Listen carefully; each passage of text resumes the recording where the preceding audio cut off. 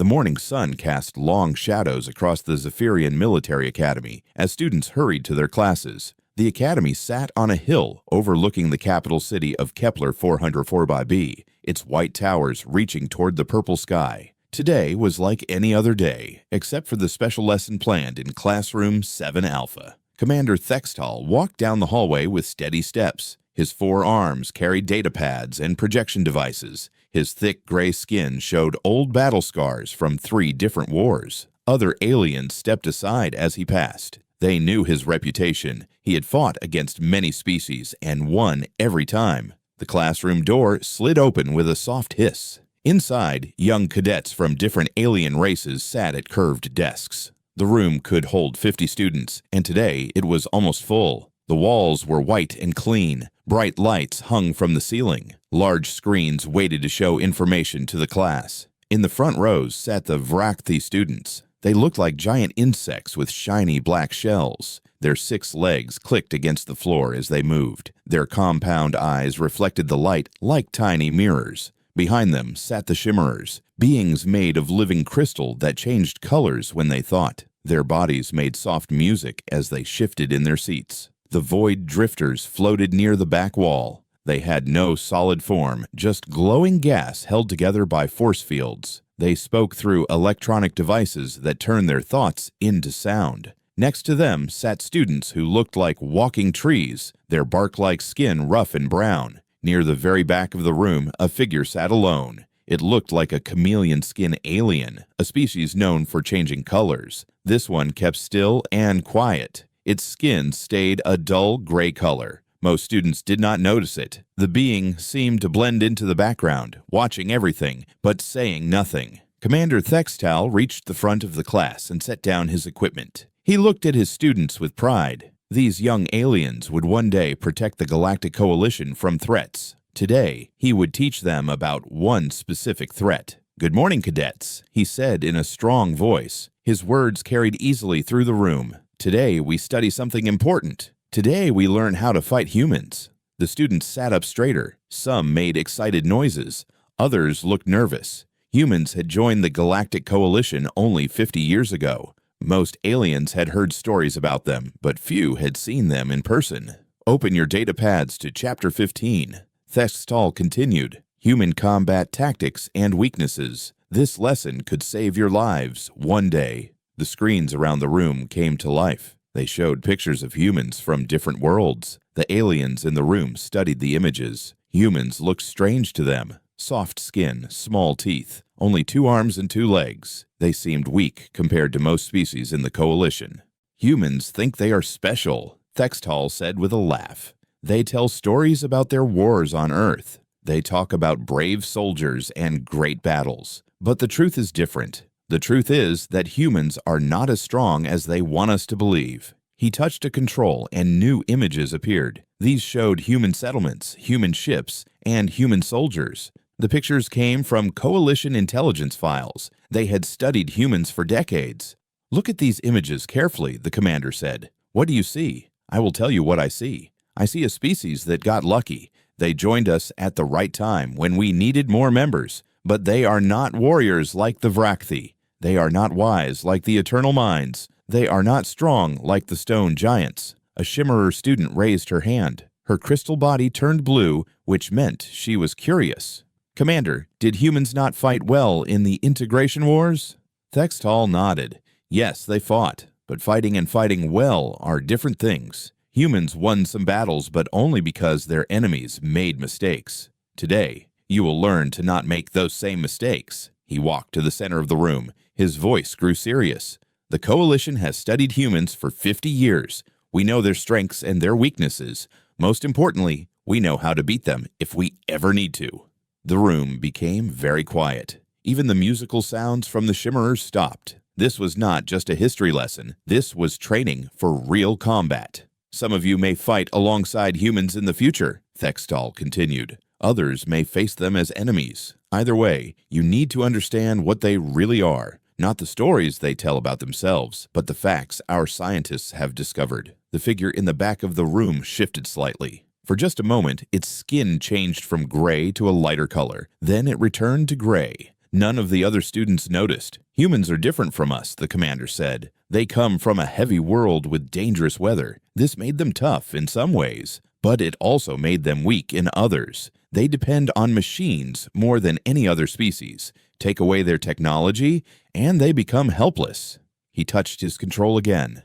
Now the screen showed human anatomy. The images were detailed and clear. Red lines marked important spots on the human body. Today's lesson has 5 parts, Thextal announced. First, we will study human physical weakness. Second, we will learn about their mental failures. Third, we will examine their social problems. Fourth, we will practice combat techniques. Finally, we will discuss how to use this knowledge in real situations. The students opened their notebooks. Some used old-fashioned paper and writing tools. Others used electronic devices. All of them prepared to learn everything they could about fighting humans. Remember, Thextal said as he prepared his first presentation, humans are not your friends just because they are in the coalition. Politics change, alliances break, but knowledge lasts forever. What you learn today may save your life tomorrow. The figure in the back remained perfectly still. Its breathing was slow and quiet. Its eyes never left the commander. It seemed to be paying very close attention to every word. The lesson was about to begin. Commander Thextal pressed a button on his control panel. The lights in the room dimmed slightly. A large hologram appeared in the center of the classroom. It showed a human male, rotating slowly so the students could see every angle. The figure was naked, showing all the details of human anatomy. "Observe carefully," Thextal said, pointing at the hologram with one of his 4 arms. "This is your enemy. Study it well." The alien students leaned forward in their seats. Some had never seen a human this clearly before. The Vrakthi clicked their mandibles together, making soft, chattering sounds. The Shimmerers turned bright yellow, which meant they were learning. Even the Void Drifters moved closer, their gas forms swirling with interest. "The first thing to understand about humans is how weak their bodies are," the commander began. "Look at this skin." He pointed to the hologram's arm. "It is soft and thin. Our scientists tested it many times. Human skin tears easily. A simple blade can cut through it. Even their own fingernails can break it if they scratch too hard." A tree-like student raised a branch that served as a hand. "Commander, how does such weak skin protect them from their environment?" Thextal smiled, showing his sharp teeth. "It does not protect them well. That is why humans need so many clothes and tools. They cannot survive in nature like real warriors. Look at this data." The hologram changed to show charts and numbers. The information came from Coalition medical files. It showed human injury reports from the last 50 years.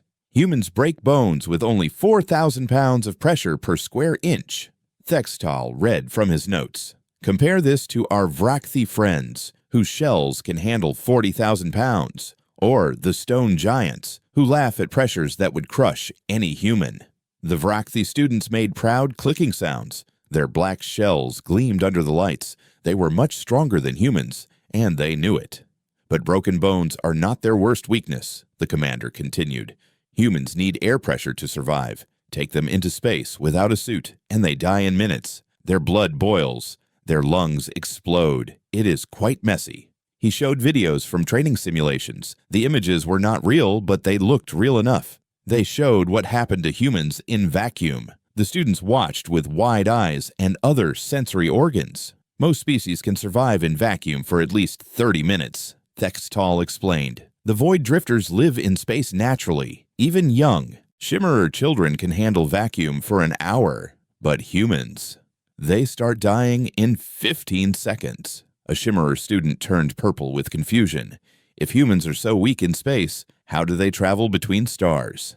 "They need machines for everything," Thextal answered. "Big, expensive machines that break easily, damage a human ship, and the crew becomes helpless. They cannot fix problems like we can. They cannot survive without perfect conditions." The hologram showed human spacesuits next. The suits looked bulky and complicated. Many tubes and wires connected different parts. Warning lights blinked on the helmets.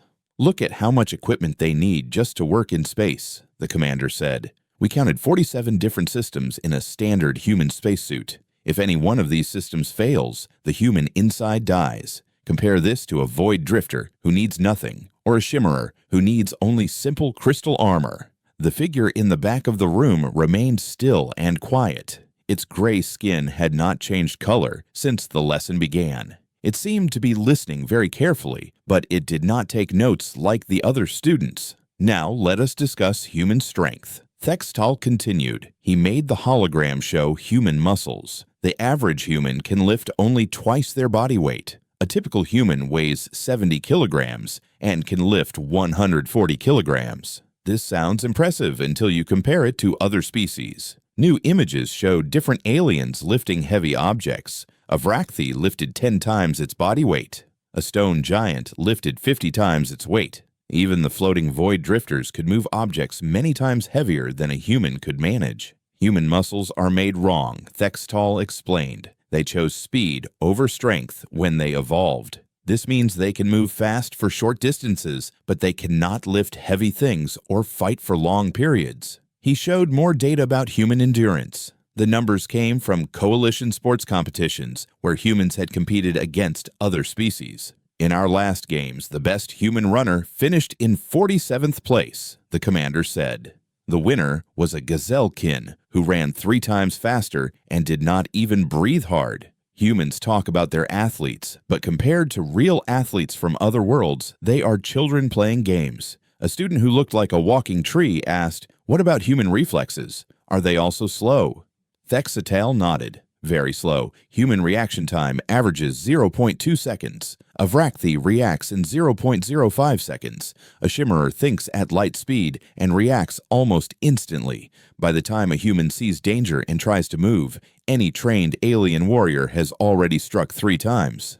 The hologram now showed human bones and joints. Red markers appeared at weak points. Human joints bend only in limited directions, the commander continued. Their shoulders, knees, and elbows break easily if forced the wrong way. They have only 206 bones, and many of these are small and fragile. A Vrachthy has over 800 bone segments, each stronger than human arm bones. He paused to let the students write down this information. The scratching of writing tools and soft beeping of electronic devices filled the room.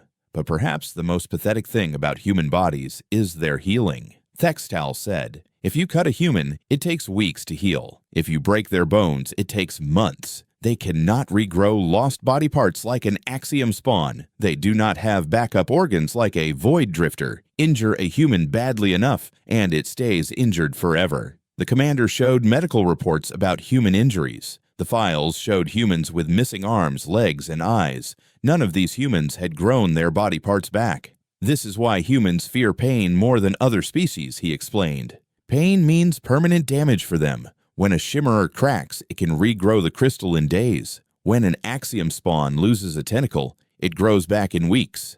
But when a human loses something, it is gone forever.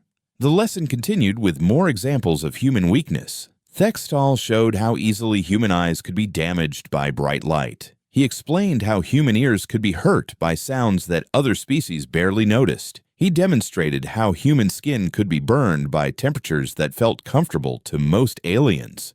Remember all of this, he told his students as the first part of the lesson ended. Human bodies are poorly designed for combat. They break easily and heal slowly. Any one of you could defeat a human in direct physical combat as long as you remember these weaknesses. The figure in the back of the room tilted its head slightly. For just a moment, its skin seemed to shimmer, but the movement was so small and quick that none of the other students noticed. The hologram changed again. Now it showed human settlements instead of human bodies. Cities spread across landscapes connected by roads and bridges. Millions of tiny lights represented individual humans living their daily lives. Physical weakness is only the beginning, Commander Thextal announced to his class.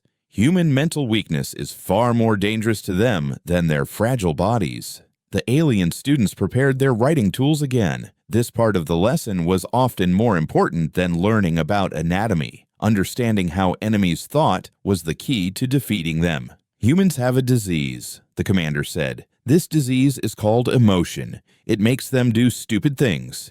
It makes them weak. It makes them easy to predict and control. He pointed to different parts of the city images.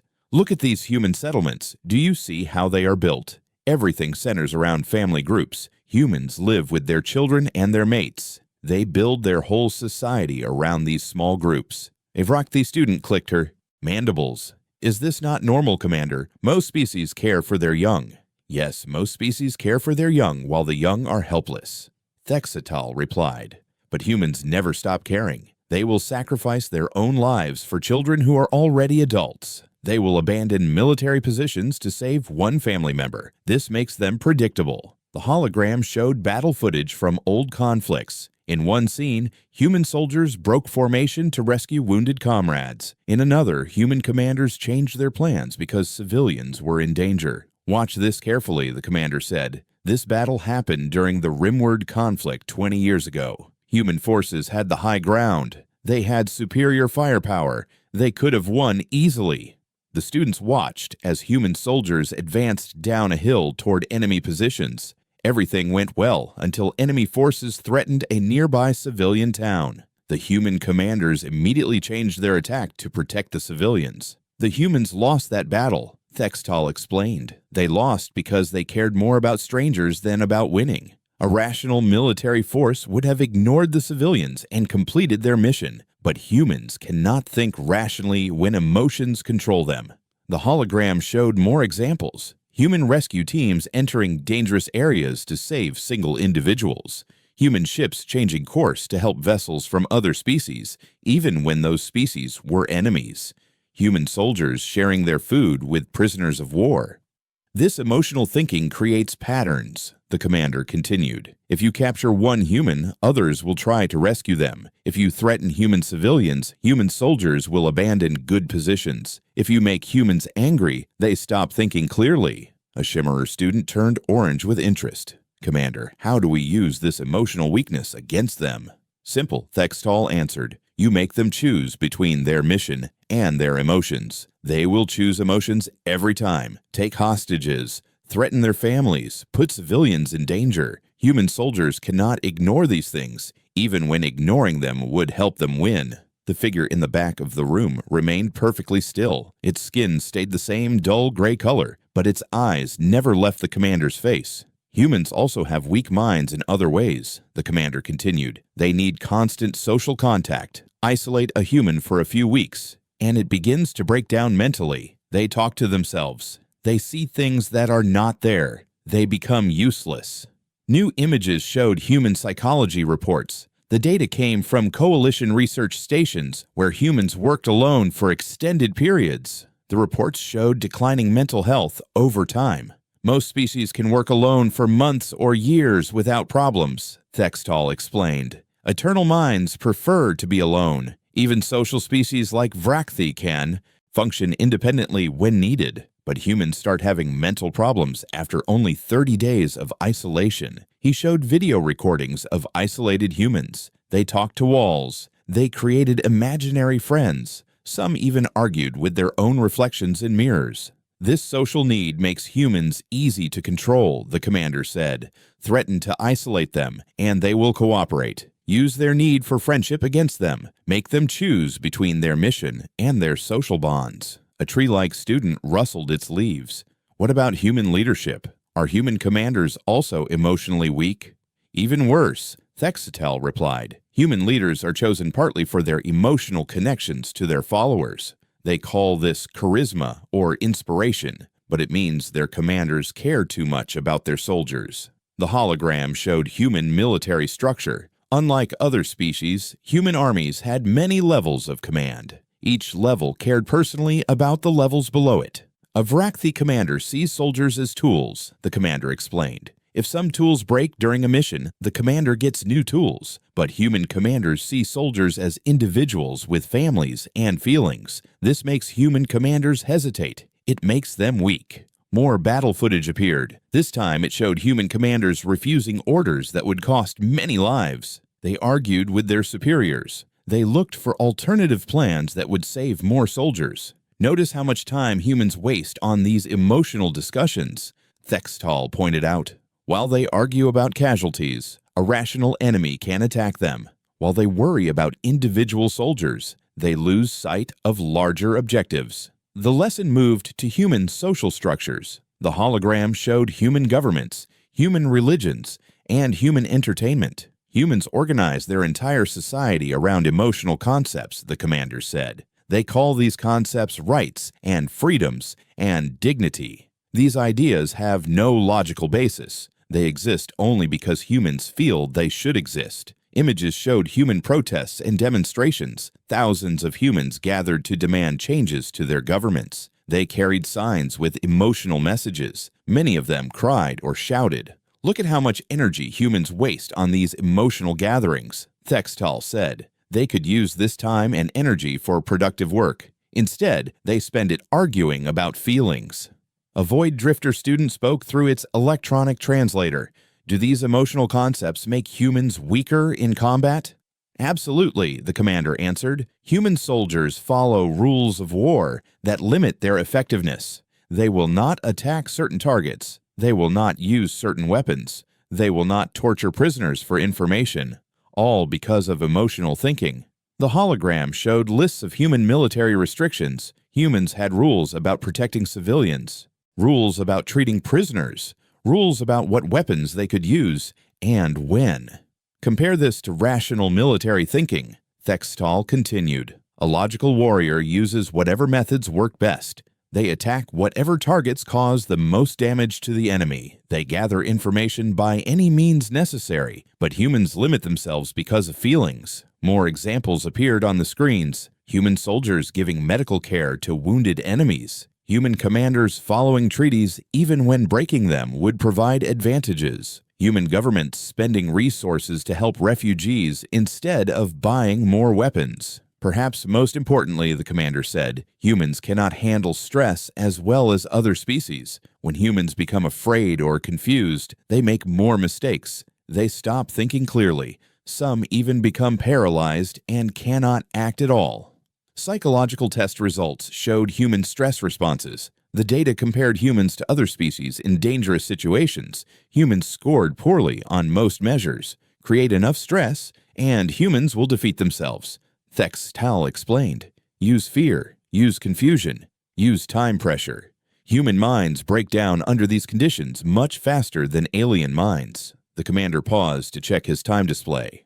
The final emotional weakness of humans is their need for hope, he said. Humans cannot function without believing things will get better. Take away their hope, and they give up completely. Historical examples showed human behavior during disasters and wars. When humans believed they could not win, they often surrendered rather than fight to the death. When humans lost hope of rescue, they sometimes stopped trying to survive. Other species fight until death regardless of circumstances, Thextal noted. Vrakthi will battle impossible odds without hesitation. Shimmerers calculate probabilities but continue fighting even when success seems unlikely. But humans need to believe they can win. Remove that belief, and they become harmless.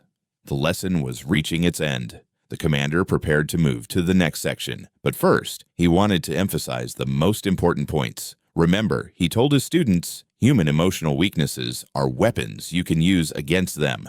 Make them choose between logic and feelings. Separate them from their social groups. Create stress and fear. Remove their hope. Do these things, and humans will defeat themselves without you firing a single shot.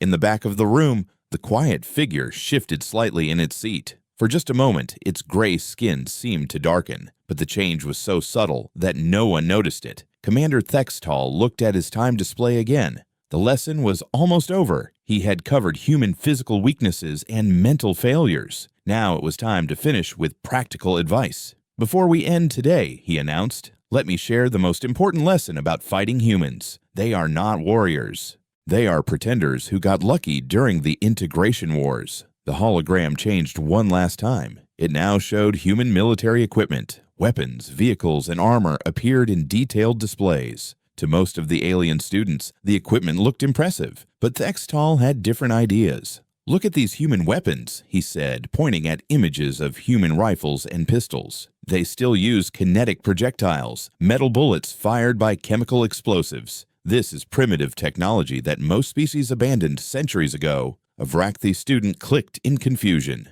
But Commander, do kinetic weapons not work effectively? They work, Thextall admitted, but they are inefficient. Energy weapons are faster, plasma weapons cause more damage, molecular disruptors are more reliable. Humans use old technology because they cannot create better technology. He showed comparison charts between human weapons and alien weapons. The alien weapons had better range, more power, and faster firing rates. Human military doctrine is also outdated, the commander continued. They still use formations and tactics from their home planet wars. They march in lines. They dig trenches. They think territory matters more than killing enemies. Battle footage showed human armies moving slowly across battlefields. They stopped to build defensive positions. They retreated when they should advance. They wasted time on supply lines and communication networks. A smart enemy can defeat human forces by ignoring their old-fashioned expectations, Thextall explained. Attack where they do not expect. Use weapons they do not understand. Move faster than their slow minds can follow. The class was paying close attention. These lessons could save their lives in real combat. They wrote down every detail and asked questions about anything they did not understand. "Are there any questions before we finish?" the commander asked. Several students raised hands, tentacles, and branches. A shimmerer asked about human space tactics. A void drifter wanted to know about human communication methods. A tree being questioned human supply requirements. Thextall answered each question with confidence. He had studied humans for decades. He knew their weaknesses better than most humans knew themselves. Or so he believed. As the questions ended, the commander began shutting down his equipment. "Remember everything you learned today," he told his students. "Humans may be part of our coalition now, but politics change. Alliances break. What matters is knowledge." The students started packing their materials. Some talked quietly about the lesson. Others reviewed their notes. The classroom filled with the sounds of movement and conversation. Then a voice spoke from the back of the room. It was calm and clear, speaking perfect Galactic Common with no accent. "Excuse me, Commander." Everyone turned to look. The gray-skinned figure in the back corner was standing up. It had been so quiet during the entire lesson that most students had forgotten it was there. "I have a few corrections to your lesson plan," the voice continued. Commander Thextall frowned. Students were not supposed to interrupt once class ended. "What corrections?" he asked sharply. The figure began to shimmer. Its gray skin rippled like water. Colors flowed across its surface as some kind of technology deactivated. The alien students watched in amazement as the chameleon skin disguise faded away. Where an alien had stood, now there was clearly a human female. She had dark hair pulled back in a simple style. Her clothes were plain civilian garments, not military uniforms. She looked completely ordinary, the kind of human you might see in any coalition station. But her eyes were not ordinary. They were alert and intelligent. They looked directly at Commander Thextall without any fear or uncertainty. "My name is Dr. Sarah Chen," the human said. "I work with the Terran Cultural Exchange Program. I have been auditing various coalition courses about my species. This class was particularly interesting." The classroom became completely silent. Even the musical sounds from the shimmerers stopped. Several students reached for their weapons out of instinct, but the human woman ignored this completely. Commander Thextall stared at her in shock. A human had been sitting in his classified military briefing for over 2 hours. His sensors had not detected anything unusual. His security systems had failed completely. "How long have you been here?" he demanded. "Since the beginning of your lesson," Dr. Chen replied calmly. "I arrived early and took a seat. I wanted to hear everything you had to say about my species." She walked slowly toward the front of the classroom. Her movement was smooth and confident. Several students shifted nervously, but she paid no attention to them. "You mentioned that humans are predictable," she said conversationally, "that we make emotional decisions instead of logical ones, that we are weak and fragile and easy to defeat." Thextall tried to regain his composure. "You are one human in a room full of trained soldiers," he said. "Your presence here proves nothing." Dr. Chen smiled. It was not a threatening expression, but somehow it made several students uncomfortable. "Actually, it proves quite a lot. But we will get to that. First, I would like to correct some errors in your lesson." She reached the front of the classroom and gestured toward the holographic controls. "May I?" The commander hesitated. This human had somehow bypassed Academy security. She had sat through a classified briefing without being detected. She showed no fear despite being outnumbered 50 to 1. "You may not," he said finally. "You are not authorized to use military equipment." "Of course not," Dr. Chen agreed. "I was just being polite. Let me correct your errors without visual aids." She turned to face the class. Most of the students were staring at her with surprise and confusion. A few looked frightened. Some seemed curious about what she might say. "Your first major error was about human physical capabilities," she began. "Commander Thextal told you that humans die quickly in vacuum. This is not exactly true." The room remained silent. Everyone was listening carefully. "Humans can survive in space vacuum for up to 15 minutes without permanent damage," Dr. Chen continued. "We have documented cases of longer survival times. Your commander was correct that our blood does not actually boil. That is a myth from old entertainment programs." She paused to let this information settle. "Your commander also told you that humans break easily under pressure. This is also not accurate. Human bones are designed to handle the stress of Earth gravity, which is higher than most inhabited worlds. Our bodies are actually quite resilient." Thextal interrupted. "Coalition medical files prove human fragility. We have detailed injury reports."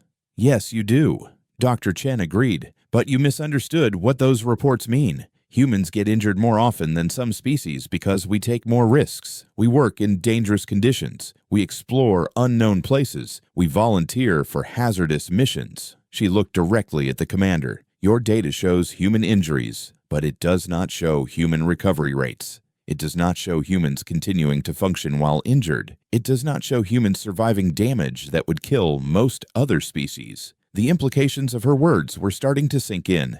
If human injury reports were high because humans did dangerous things, not because humans were weak, then the conclusions drawn from those reports might be wrong. "But I think your biggest error," Dr. Chen said, "was about human emotional responses. You seem to think emotions make us weak. You believe we cannot make logical decisions when we are afraid or angry or protective." Her smile returned, and this time it definitely did not look friendly. "Let me tell you what really happens when humans get emotional, Commander. Let me tell you what happens when you threaten the things we care about." Dr. Sarah Chen stood at the front of the classroom, facing dozens of alien students who had just learned that everything they thought they knew about humans might be wrong. Commander Thextal looked uncomfortable, but he had not ordered her to leave. Perhaps he was curious about what she would say. Perhaps he was too shocked to speak. "Let me start with human endurance," Dr. Chen said calmly.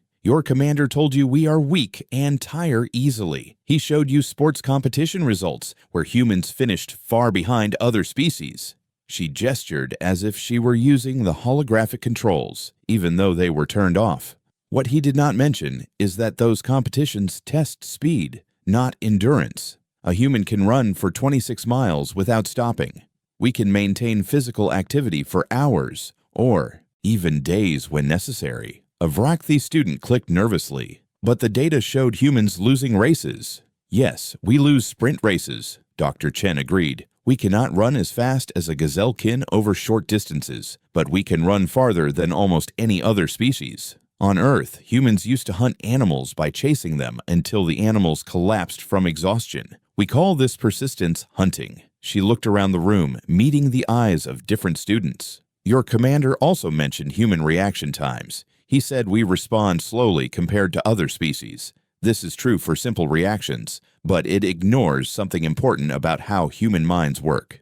The room remained silent. Everyone was listening carefully, trying to understand where this was leading. "When humans face complex situations, we do not just react quickly," Dr. Chen continued. "We improvise. We adapt. We find solutions that no one expects. Your fast reaction times help you respond to familiar threats. Human thinking helps us deal with unfamiliar problems." She paused to let this sink in.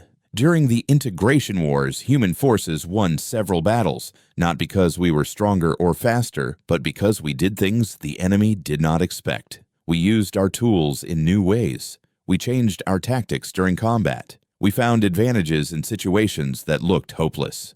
Commander Thextal finally found his voice. "Human tactics were desperate and chaotic. That is not the same as being effective."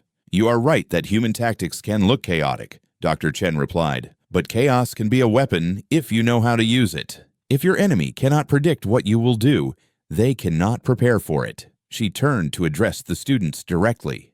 Your commander told you that human emotions make us weak, that we will abandon good military positions to save civilians, that we make poor decisions when we are afraid or angry. Her expression became more serious. This shows a fundamental misunderstanding of what human emotions actually do. Yes, we care about individuals. Yes, we will take risks to protect people we care about. But emotions do not make us weak. They make us dangerous. The alien students looked confused. How could caring about others make someone more dangerous? Let me explain with examples, Dr. Chen said. Your commander showed you footage of humans changing tactics to protect civilians. He said this proved we make emotional decisions instead of logical ones, but he missed the real lesson of those battles. She walked slowly across the front of the room as she spoke. When you threaten something a human cares about, you do not make the human weak. You make the human angry. And angry humans are not predictable or easy to defeat. New tension filled the classroom. The students were beginning to understand that their lesson might have taught them exactly the wrong things about fighting humans.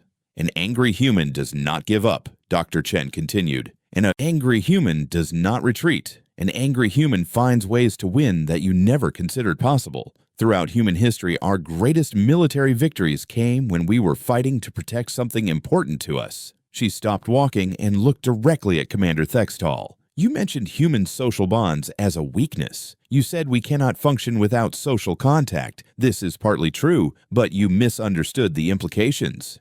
Explain, the commander demanded. Humans do need social connections, Dr. Chen admitted, but those connections make us stronger as a group, not weaker. Human military units develop bonds that make them fight harder for each other. Human societies share knowledge and resources in ways that help everyone survive. The implications were becoming clearer. If human social bonds created stronger fighting groups, then attacking those bonds might not weaken humans. It might enrage them. Your commander also mentioned human technology, Dr. Chen said. He called our weapons primitive because we use kinetic projectiles instead of energy weapons. He said our tactics are outdated because we learned them fighting on Earth. Several students nodded. They remembered this part of the lesson clearly. This shows another misunderstanding, Dr. Chen continued. Humans do not use kinetic weapons because we cannot build better ones. We use them because they work reliably in any environment. Energy weapons can be disrupted. Plasma weapons need special power sources, but a simple bullet works in vacuum, underwater, in electromagnetic storms, or anywhere else. She gestured toward the ceiling. Human tactics may look old-fashioned, but they are based on principles that work regardless of technology. We dig defensive positions because cover saves lives. We maintain supply lines because armies need food and ammunition. We communicate constantly because coordination wins battles. Commander Thextal was looking increasingly uncomfortable. Every point Dr. Chen made suggested that his lesson had been built on false assumptions. But I think the most dangerous error in your lesson was about human stress responses, Dr. Chen said. Your commander told you that humans break down under pressure, that we make mistakes when we are afraid or confused. Her smile returned, but this time it looked predatory. Humans do make mistakes under stress, but we also do our best work under pressure. Human history is full of examples of individuals and groups performing impossible tasks when the stakes were highest. She began listing examples. Humans have survived in space for months after their ships were damaged. Humans have walked across continents with no food or water. Humans have held defensive positions against overwhelming odds until help arrived. Humans have solved complex problems while under attack. The classroom was completely silent now. Even the soft background humming of the environmental system seemed loud. Most importantly, Dr. Chen said, humans learn from stress. Every difficult situation teaches us something new. Every failure shows us how to do better next time. Other species might be stronger or faster or more logical than humans, but humans get better. She looked around the room one more time, making eye contact with as many students as possible. Your commander taught you to see human traits as weaknesses, emotional responses, social bonds, stress reactions, adaptation, improvisation. He told you these things make humans easy to defeat. The pause stretched for several seconds. He was wrong. These traits make humans very difficult to defeat, and the more pressure you put on humans, the more dangerous we become." Dr. Chen reached into her pocket and pulled out a small device. Several students tensed, but she held it where everyone could see it clearly. It was just a standard recording unit. "The Cultural Exchange Program has a complete recording of this lesson," she announced. "We find it useful to know what other species think they know about us. It helps us understand where misconceptions come from." Commander Thextal stared at the recording device with horror. His classified military briefing had been recorded by a human intelligence operative. "Do not worry, Commander," Dr. Chen said gently. "We are not planning to use this information against you. We just want to understand how we can work better together in the coalition." She turned toward the door, then paused. "Oh, and one more thing. I have been sitting in your classified military briefing for over 2 hours. Your sensors detected nothing unusual. Your security systems identified me as a known alien species." Her final smile was almost friendly. "You might want to update your threat assessment protocols, and perhaps consider that if one human can fool your best security while sitting right in front of you, your assumptions about human capabilities might need revision." Dr. Chen walked to the door, which opened automatically for her. She paused one last time to address the class. "Thank you for the educational experience," she said. "I hope you found it as informative as I did." The door closed behind her, leaving a classroom full of stunned aliens and one very pale commander to think about everything they thought they knew about humanity. In the silence that followed, several students looked at their notes about human weaknesses and began erasing what they had written.